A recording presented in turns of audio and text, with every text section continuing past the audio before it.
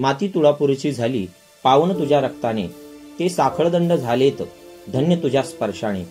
पाहुनी शौर्य तुझ्या पुढे मृत्यूही नतमस्तक झाला, स्वराज्याच्या मातीसाठी माझा शंभू राजा अमर झाला, माझा शंभू राजा अमर झाला. जय जिजाऊ, जय शिवराय, जय शंभूराजे. नमस्कार मित्रांनो, मी गजानन चव्हाण GCV टुरिझम या युट्यूब चॅनलवरती आपल्या सर्वांचे हार्दिक स्वागत करतो.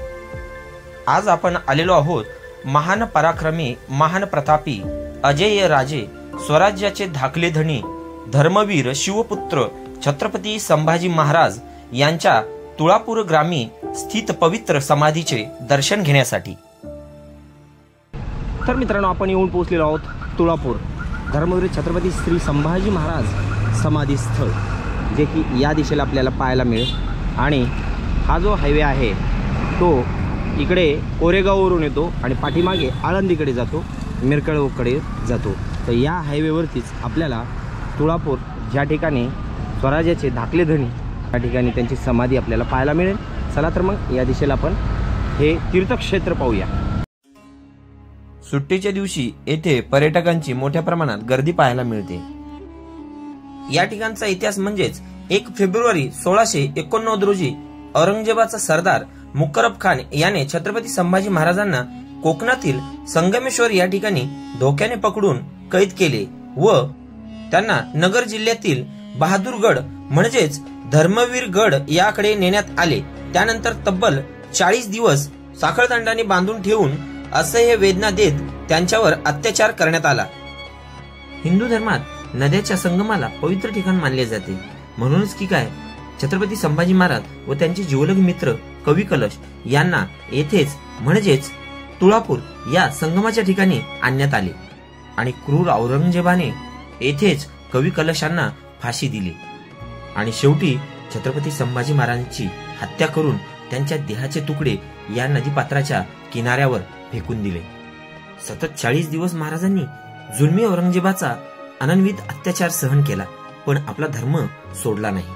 म्हणूनच म्हटले जाते, देश धर्म पर मिटने वाला शेर शिवा का छावा था. आणि शेवटी 11 मार्च 1689 रोजी महाराजांची प्राणज्योत मावळली. फेकून दिलेल्या महाराजांच्या देहाच्या तुकड्याला कोणीही हात लावू नये असा औरंगजेबाने फरमानच काढला होता.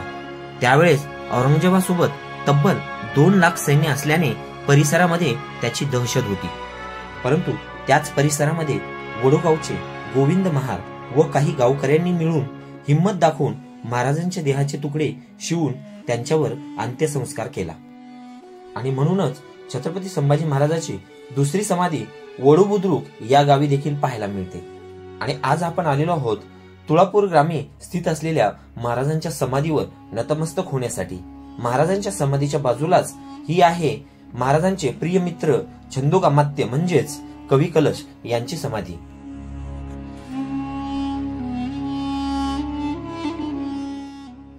आता आपण धर्मवीर छत्रपती संभाजी महाराज यांच्या समाधीवर नतमस्तक होऊया.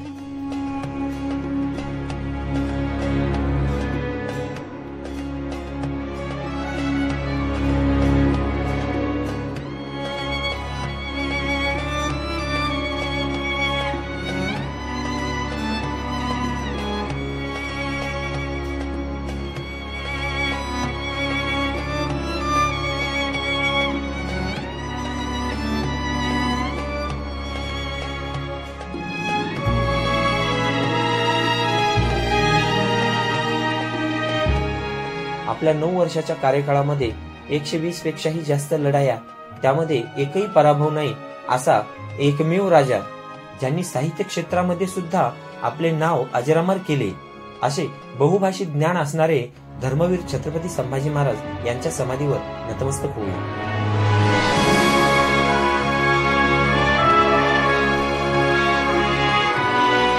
धर्मवीर छत्रपती संभाजी महाराज व कवी कलश यांच्या समाधीच्या अगदी बाजूलाच संगमेश्वर महादेवाचे प्राचीन मंदिर आहे.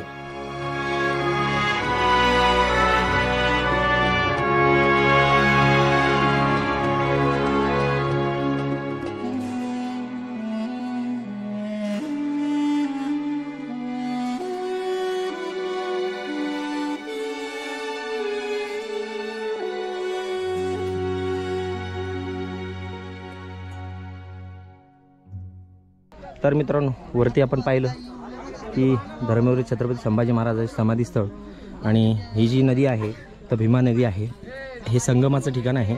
इकडल्या दिशेने आळंदीवरून इंद्रायणी नदी वाहते ते, इकडल्या दिशेने भीमा व भामा एकत्रित पुढे काही अंतरावरती आपल्याला संगमवाडी गाव आहे. त्या ठिकाणी भामा आणि भीमा नदी ही जी आहे ती एकत्र येते, संगम होतो आणि पुढे येऊन ही भीमा नदी होती आणि अशाच पद्धतीने पाठीमागून इंद्रायणी नदी या दोन्हीचा संगम इथे होतो आणि पुढे ही भीमा नदी म्हणून पुढे वाहत जाते.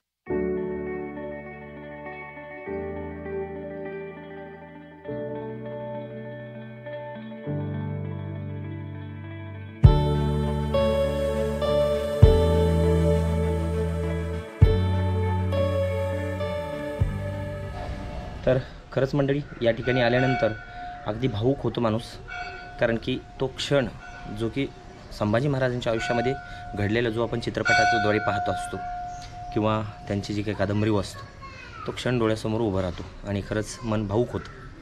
अशा या वीर पुरुषाला, महान योद्ध्याला मानाचा मुजरा या ठिकाणी करून आपण या व्हिडिओचा इथं शेवट करणार आहोत. हा व्हिडिओ तुम्हाला नक्कीच आवडला असेल तर लाईक करा आणि चॅनलला सबस्क्राईब केलं नसेल तर सबस्क्राईब करायला विसरू नका, जेणेकरून अशाच पद्धतीचे नवनवीन व्हिडिओ तुमच्यापर्यंत पोहोचू जातीलच. त्यासाठी बेल आयकॉनला सुद्धा प्रेस करा. पुन्हा भेटूया पुढच्या व्हिडिओमध्ये. तोपर्यंत जय हिंद, जय महाराष्ट्र, जय शिवराय, जय शंभूराजे.